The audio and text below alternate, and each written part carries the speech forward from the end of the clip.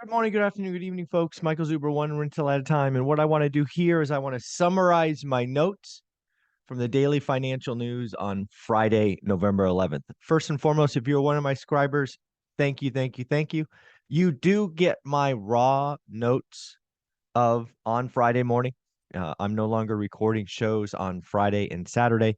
But if you are one of my subscribers, every morning around 7:30, I will be posting my raw notes because again, I've been reading the markets for 30 years and that will not stop. So if you want to know what I'm thinking Friday morning and Saturday morning, please subscribe and you will get my raw notes. But what I will be doing Sunday morning is recording kind of, a quicker version of what is in the notes. So when I looked at Friday morning, the first thing we need to do, again, recognize is CPI 7.7 was good news. A couple of things I do want to point out about the CPI reading. I now understand that the All In podcast has also highlighted this. This was something that was in my Friday notes. There was a adjustment, let's call it, a recalculation, whatever you want to call it, a weighting to the healthcare metric. Healthcare costs, from memory, were down 4% in an environment where you and I don't think healthcare is down. So these adjustments are not nefarious. They happen once a year. Um, the math and all of that behind it, no idea. But this wasn't,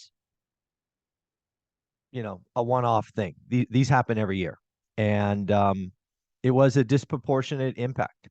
I think if you strip that away or have it flat, CPI core, which is what I follow, would have accelerated. And that's important. So we need to see how this ripples through. What I want to look at later in the month is PCE. All of this CPI reading stuff, headline core, it's interesting for us, but I've been very clear.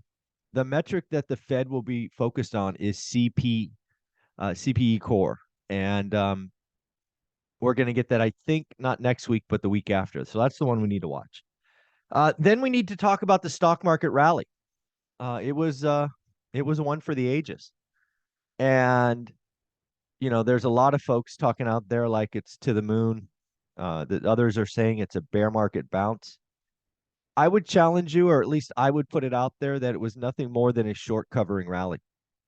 I think there was a lot of people heading into the CPI print that were on the wrong side. They were quote unquote offside. They were either directly short or they were leveraging negative ETFs. Think about it. How many of us were negative going into the CPI print? And the market has a very interesting forcing function. When you're negative and everybody's negative and everybody's negative, you get caught offside and then you have an explosive rally. So I don't think this is some all clear sign, but again, don't take my opinion. Not a stock market guy. But it does feel like, hey, Wall Street, retail, you were too negative and the market surprised you. And some of you lost some money. So that's what I think it is. It's not an all clear sign, my opinion. It will be proven to be a bear market bounce, my opinion. And I think it was really more about a short covering rally. The move in rates, is something I called almost immediately. I called 50 points and it actually went down 60. Mortgage rates went all the way down to 6.7. Now, that's not enough to restart the housing market or anything like that. It maybe makes a few transactions happen, but not many.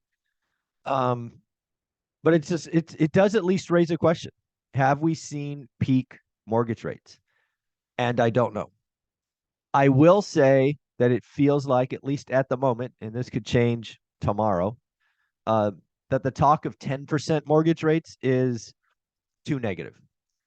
I think we all got on a track, myself included, kind of just looking at this steep incline and just keep extrapolating. And that's not usually how things work. They usually peter out, they top out, they flame out. Could interest rates hit 8? Absolutely. Absolutely. 8.5? Absolutely.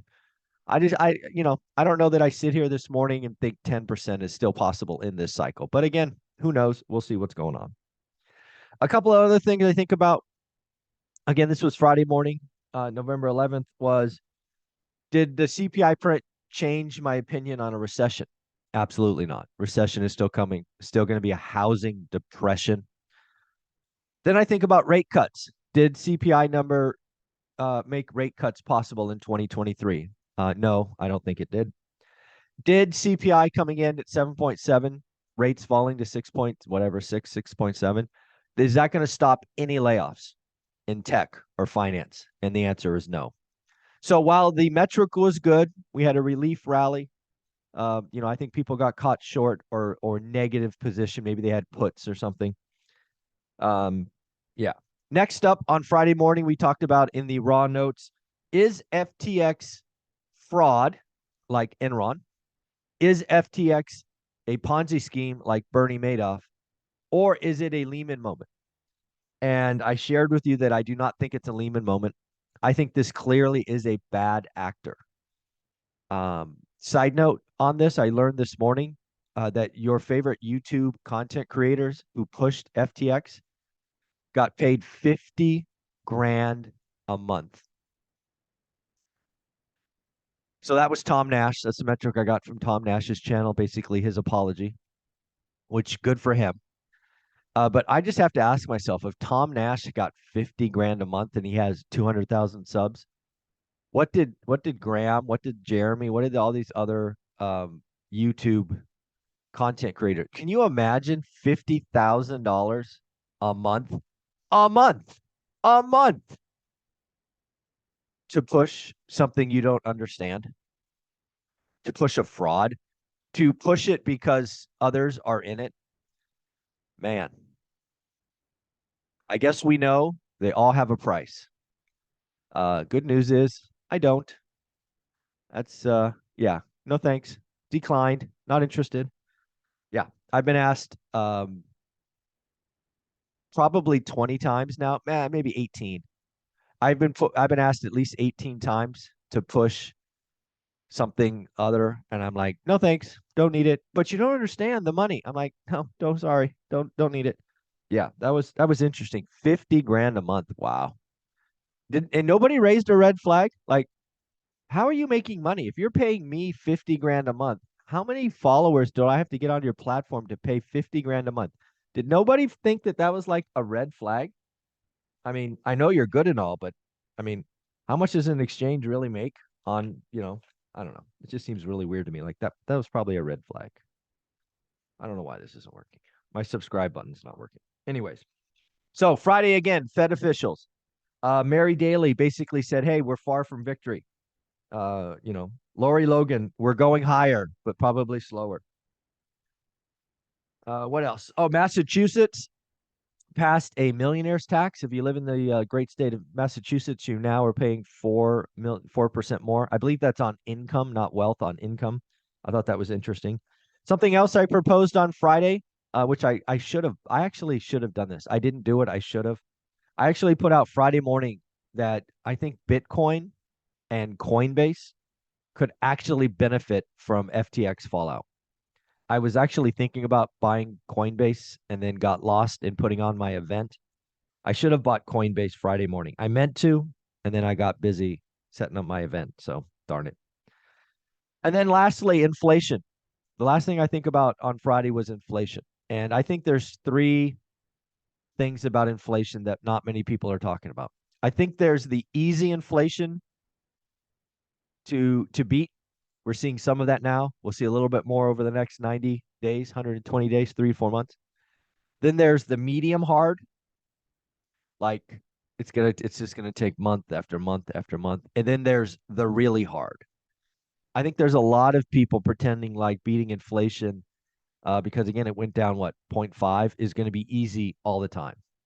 And I clearly do not believe that. I think inflation is going to be stickier and harder, and higher than most people think. I think you get to 6% inflation relatively easy. Base effect is in our favor. The economy is clearly slowing. So, I think there is reason to feel good that we're going to get to 6, but going from 6 to 4, hard. Going from 4 to 2, really, really hard. So these are the things I was thinking about on Friday. We will record our Saturday session next.